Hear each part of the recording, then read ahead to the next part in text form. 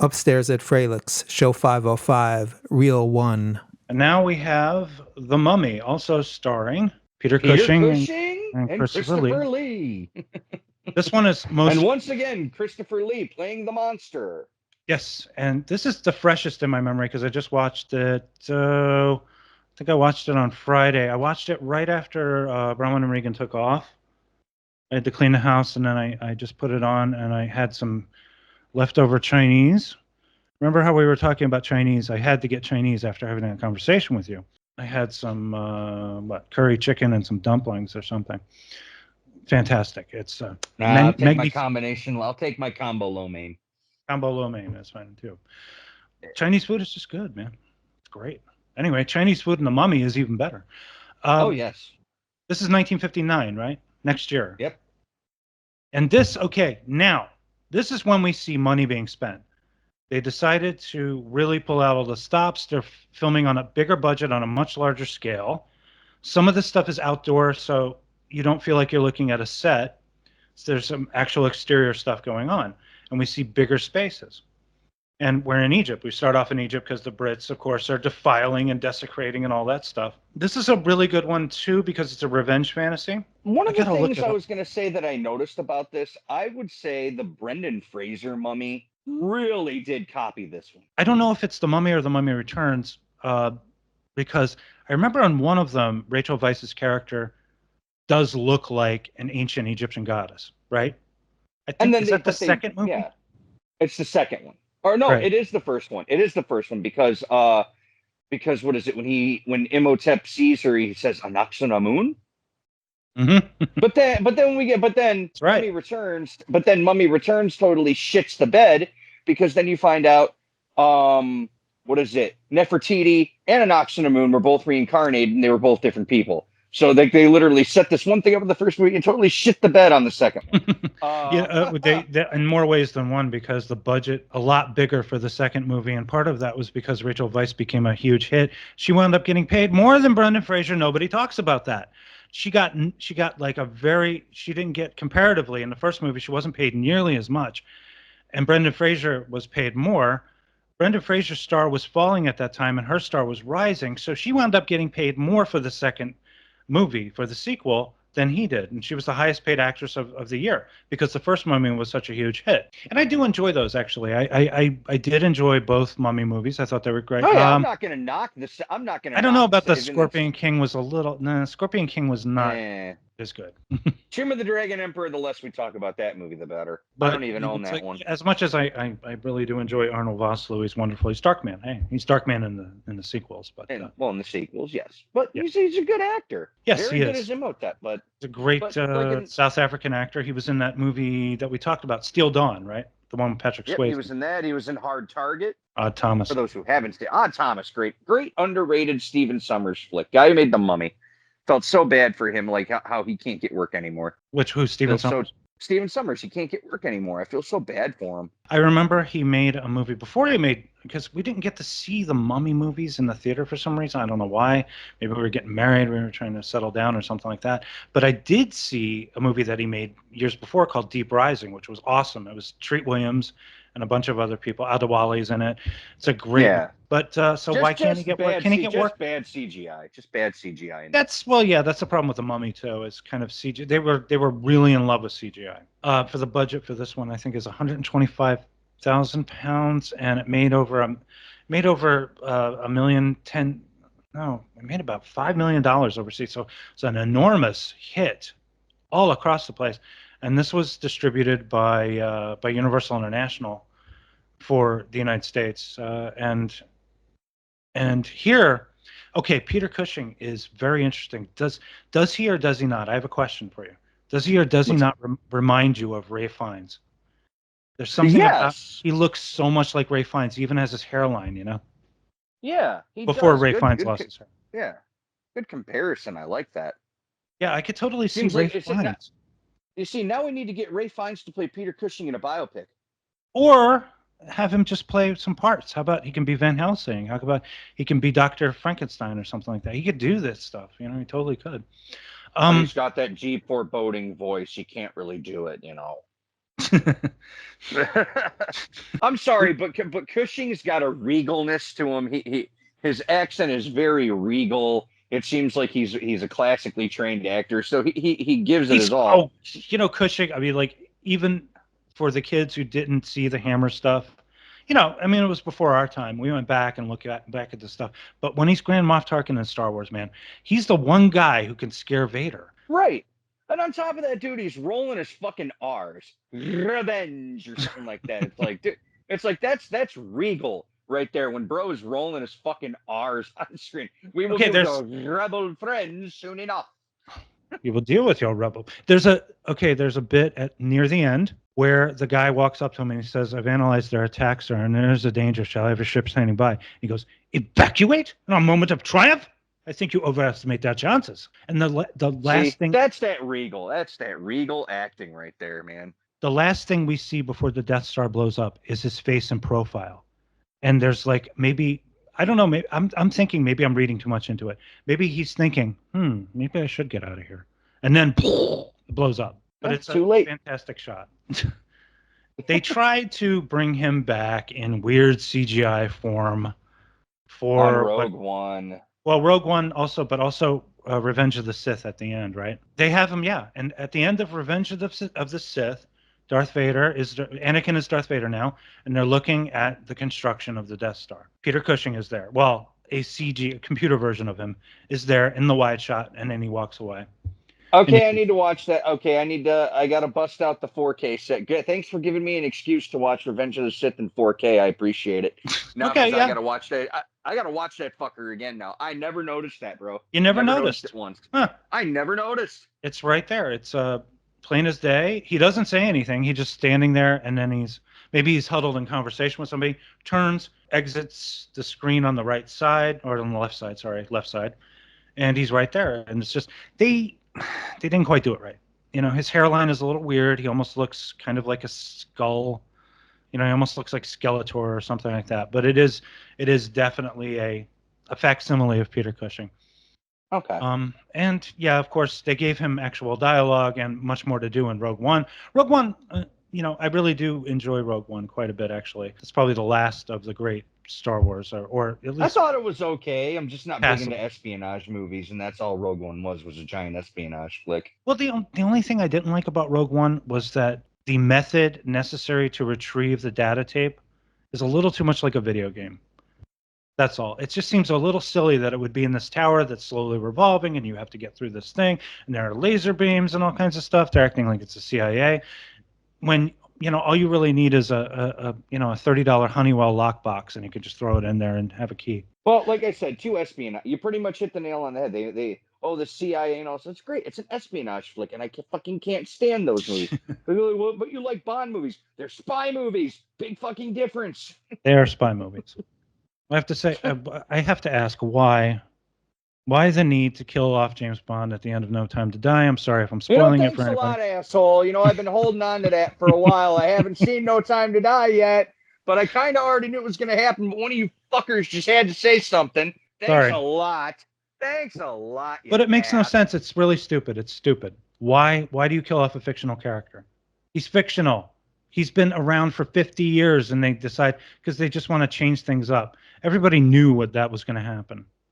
I kind of knew it was going to happen too, but it's still, thanks a lot, you ass. It was one of them.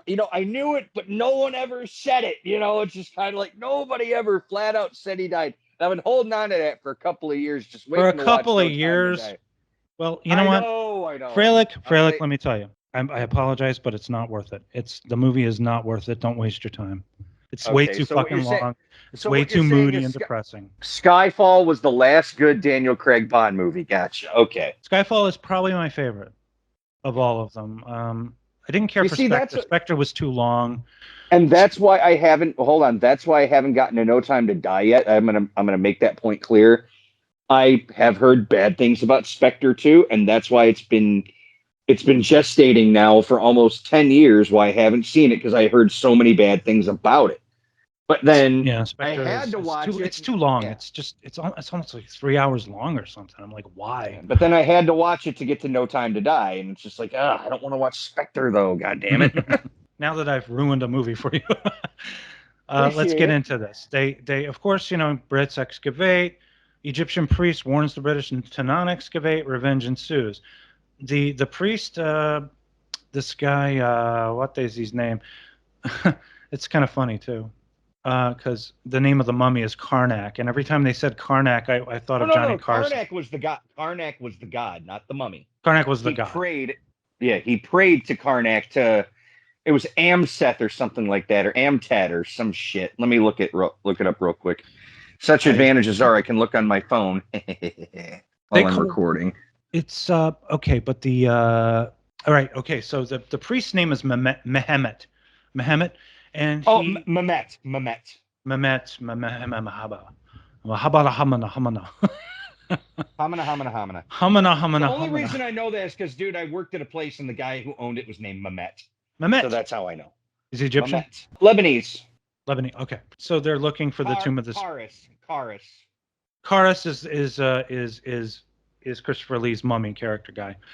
And he's praying to the god Karnak, and Karnak, of course, has an envelope that was kept on a Funkin' Wagnall's porch in a mayonnaise jar. And he prays to Karnak to cause Carreras to rise. And basically, it kind of turns into a slasher movie, doesn't it? He just goes around killing people. He starts off by killing Cushing's dad, who kind of went nuts and was in an asylum because of some reason. He didn't really have to kill him. That was kind of fucked up. And then he goes around just murdering people. Well, he only goes after the ones that, I mean, you're putting a less of a broad stroke on it. He's sending the mummy to kill the people who desecrated the princess's tomb. I guess who were involved, but and it was only the three people who were involved. It was it was dad, uncle, son. That's how it was. Right. And Cushing goes to the cops, and the cops are so ridiculous. I love how they don't care at all. It's like, so you think there's some kind of a cop doesn't even have the inspector doesn't even have a thick European accent? I noticed, yeah. He almost sounded American, like maybe they were making a comment or something. But he was Irish. Like I'm looking at it, it's Eddie Byrne. He was an Irish actor, but he didn't. Dude, I was trying to find an accent, and whatever accent he has is very fucking subdued. Well, his name is Mulrooney, so there you go. That's doesn't get any more Irish than that. But it's just so weird. This stacked British cast and this Irish actor comes in. He sounds neither Irish nor British. They keep having to tell the story too. They keep telling a story of the death of this princess and how she's buried. And then the cop comes over and he's like, so why do you think they're trying to get revenge on you? And he says, well, sit down. I'll tell you the story. Okay. So it starts with a girl and all this and that. So he has to keep doing. And the cop just doesn't care. He just so does. He's like, don't try to take the law into your own hands, and we'll get to it when we get to it. What do you want? British tax dollars at work over there. So I had a question for you because of this whole revenge thing. What's worse, desecrating the remains of ancestors or murdering people who desecrate the remains of ancestors? I'm going to go with the latter option, murdering people. Yes, exactly. Yeah. There's I was thinking this is a very intelligent script because we get a scene with Mehmet and Peter Cushing's character, and they debate religion. They essentially debate religion, devotion, and faith, and what drives people to do things, and why this is wrong or why this isn't wrong, and why are you killing, and murder is not a means to an end.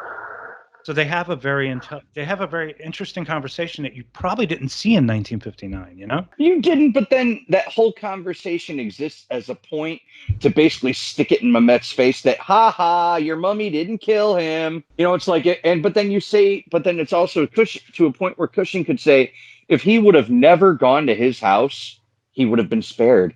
Like Mehmet would have gone back to Egypt with his mummy, and he would have thought that all the family members were dead and Princess can rest in peace and all this other stuff. But by Peter Cushing going to that house, that's where the end comes into play. Cushing practically showboats and grandstands. He practically jumps on the sarcophagus and does a tap dance, going nah, nah, nah, nah, nah, nah, or whatever Cushing would do, nah, nah, nah, nah, nah, nah, that kind of thing. What's really awesome, you mentioned this before because we talked about The Mummy, the remake briefly, Rachel Weisz's character. Cushing's girl, Cushing's fiance or whatever, she's a dead ringer for this princess. Yeah. And Christopher Lee's mummy abducts her. But then there's this great thing where he has her captive. Cushing tells her, talk to him, tell him to let you go, address him. And then she addresses him and he listens to her. He obeys her. And I thought that was really fantastic. If not briefly, because it seemed like he was going to go back after her, but then luckily everyone else intervened and, plugged him full of. I also want to point out the score. And having the scroll of life in his hand while he's sinking. That was awesome. Yeah. But where did he pull that out of, though, is what I want to know. Once again, he creates an incredibly sympathetic character. You feel bad for him. You don't feel like Cushing's character is as bad as perhaps Baron Frankenstein. He may be bad for defiling a grave or putting these mummies on display or something, but he's not the horrible murderous monster of the Frankenstein movie. No, not at all. Not at all. But you do you do have sympathy for Christopher Lee's character again.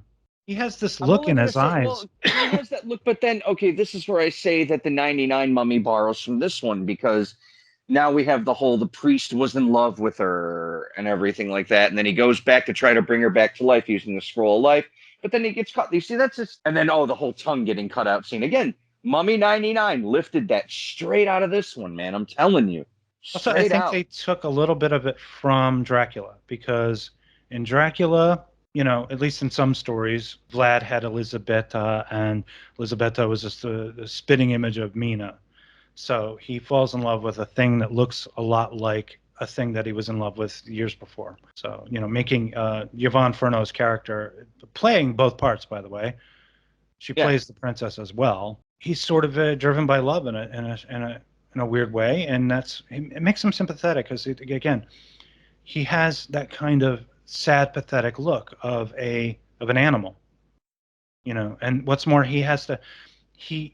every time that the Mehmet gives him instructions, he gets more and more reluctant to do it. He doesn't want to do these things. No, because he read that they cut the tongue being cut out from the British release. Yeah.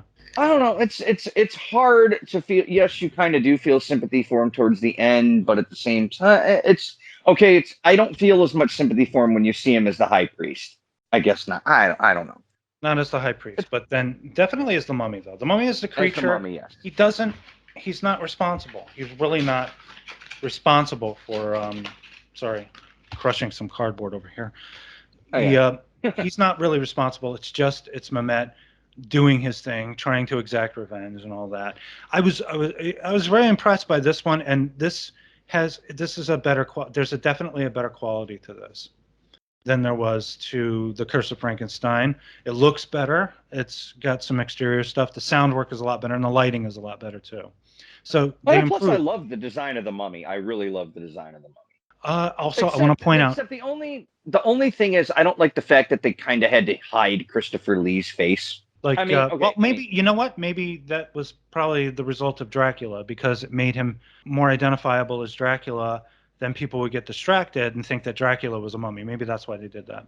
Okay, I guess they cast Lee. They probably cast Lee because he's so imposing and he's tall. He's an incredibly tall guy.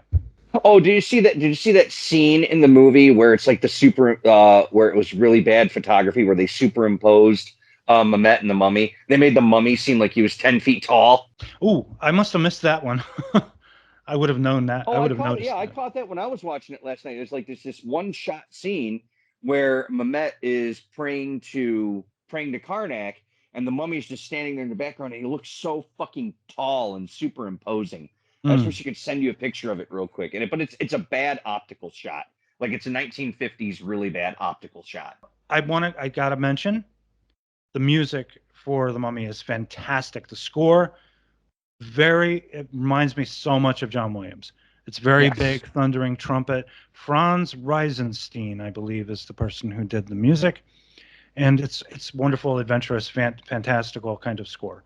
So that's another thing that really stuck out for me. I enjoyed this movie a lot. Like I said, they were playing with certain themes that we didn't see or hear of in horror movies back then. So it's kind of revolutionary. Not to also mention, dude, it's totally different. I mean, I guess what we're trying to say is here, this is episode 3, but we'll culminate it by saying that while The Curse of Frankenstein shares similar DNA with the original Universal Frankenstein, all 3 of these movies are completely different from their Universal counterparts.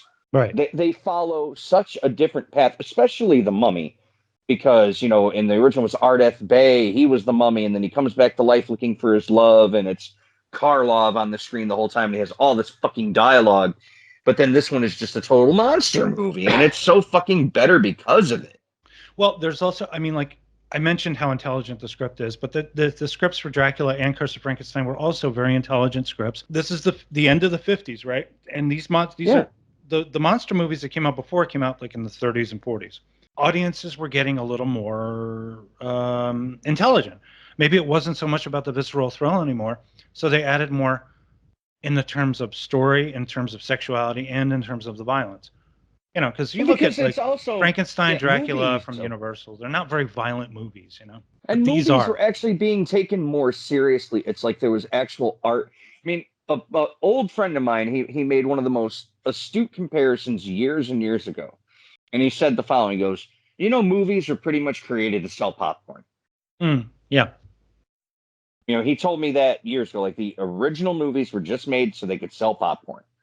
But then you flash forward all these years later, movie making has become so much more serious. It's more considered an art form. I mean, what you also have to remember is that most of these Universal movies came out before Citizen Kane. Citizen Kane was the movie that changed the way movies were made. Movie making became more serious because of Citizen Kane. So, I guess I'm not that big of a fan. I prefer Touch of Evil when it comes to Orson Welles, but you know. Well, okay, I'm not saying enjoyment of the movie. I'm saying how a movie is made, how it's structured. Yeah, strictly technique. Yeah, just technique. So Citizen Kane by technique helped change the way movies were made. Movies were being made more seriously, with putting more money into the effects, doing this. So that's why these Hammer movies work, because they're just more serious, more auteured interpretations of the old schlocky Universal monster movies. And these, to me, are better. I mean, yes, it's sacrilege. I'm not going to say that the Universal movies are trash. They're excellent. I grew up on those movies. My dad showed them to me, for Christ's sake. He went to the theater when he was a kid and watched them. Yeah, they're great for what they are. I would say probably, like I said, I'm not a big fan of Frankenstein. I do enjoy Dracula. I do enjoy The Mummy. I enjoy The Invisible Man. I enjoy Creature from the Black Lagoon, The Wolf Man, you know, Lon Chaney. I enjoy those. Frankenstein is just the one I really don't like, because it felt just like it wasn't even based on anything. Well, but to be fair, Bride of Frankenstein is the better movie. It is considered the better movie, yeah. It is the way better movie. Because at least it's a little bit more, there's a little more nuance to it. As we go down the line with Hammer movies, I mean, like after 1959, I forget what happens. I'm gonna have then the swinging 60s come in. The next movie on their repertoire, well, you know, they get into the Brides of Dracula sequel. All right, so final thoughts on The Mummy. You know what? Same as rinse, wash, repeat. Great little horror movie. Took the Universal movie and just made a great, better story, but now we know where the inspiration for the 1999 Mummy came from. All right, yeah. Which is something I never knew. I wish I would have seen these movies years ago, but my dad, he never showed me the Hammer stuff. He always showed me the old Universal shit. Hammer really didn't get the prominence of it didn't really come into prominence for modern audiences until after, I think, Bram Stoker's Dracula, because I think because Coppola said that he was influenced quite a bit by the Hammer movies when he was making that movie. So I think in the 90s, probably the late 90s is when we started to see, and then these new DVD packages and box sets started coming out. To say what you will about 4K, I've got the whole Universal Monsters collection on Blu-ray. I will not be upgrading to 4K for those. It's not really necessary. It's not necessary. I got all the movies in one fucking shot. Why would I want to go back and re-spend all this money to upgrade to 4K? And it's going to cost like 3 times as much. Because I think I got that box set for like $70 when it was on sale. So I'm like, okay, I'm fine with that. I'm 100% content. I don't need to go balls out and go 4K. They all look fine to me. Gotcha. I actually do have a couple of 4K titles because they came in 4K with the Blu-ray. It was the only way to get a certain title, you know, like The Abyss. Like this Abyss here is a 4K, but it also has the Bluray stuff on it too. Well, also I think Blade Runner 2049. No, not that. Oh, two of the Star Wars movies. Last Jedi and I don't know if it's Force Awakens or Rise of Skywalker, but they both have 4K options, and there's also Doctor Sleep for some reason. It's a 4K movie in there. Okay. And that's Did the only. you just get these as gifts, or did you just buy them as 4K because it had the Blu-ray in it? I just bought them. They were there. In 2018, that was the year I started going. Well, I didn't have a 4K TV yet, but that was the year where I decided to start buying 4Ks because they would come with a Blu-ray counterpart. And then by the time I had a 4K TV, I would have already started to future-proof my collection. Right. And then I could just start watching movies in 4K. So Right. luckily, because it was 2 years ago, is when I finally got a 4K TV. Hey, because I was smart, I have a nice big fat collection of 4Ks to watch, and they all look really good. So no complaints on my end, believe me. All right. Well, let's wrap this one up. This has been Upstairs with Froelich. He's The Mummy. I guess next time we'll do Brides of Dracula. What do you say? 1960. Well, we got to do another. Yeah, we can do that. I'd say to do that. All right. So because these movies aren't hard to find for me, so I can watch them pretty much anytime. All right. I'll just But stop. we'll close out by saying, even though it is late in the game, Merry Christmas and Happy New Year for all those who are smart and don't say Happy Holidays. I'm doing sleigh bells.